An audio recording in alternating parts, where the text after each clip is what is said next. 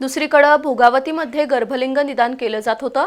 6 महिन्यापूर्वी हा गुन्हा उघड झाला होता। त्यातील सहभागी डॉक्टर शिवप्रसाद महादेव पाटीलला करवीर पोलिसांनी आज अटक केली। न्यायालयानं त्याला 1 ऑगस्टपर्यंत पोलीस कोठडी सुनावली आहे। 30 जून रोजी भोगावती साखर कारखाना कॉलनीत पोलिसांनी सापळा लावला। एका गर्भवती महिलेला बोगस गिराईक म्हणून त्या केंद्रात पाठवलं। त्या महिलेनं गर्भलिंग निदान आणि गर्भपात होत असल्याची माहिती दिल्यानंतर पोलीस पथकानं छापा टाकला। त्यावेळी गर्भलिंग निदान आणि गर्भपात करणाऱ्या टोळीतील महेश पाटील, अनिल टिपुगडे, सुनील पाटील, श्रीमंत पाटील या चौघांना ताब्यात घेतलं होतं। घटनास्थळावरून सोनोग्राफी मशीन, गर्भपातासाठी वापरल्या जाणाऱ्या गोळ्या आणि रोख रक्कम पोलिसांनी जप्त केली होती। करवीर पोलिसांनी या प्रकरणी आजपर्यंत 8 जणांना ताब्यात घेतलंय।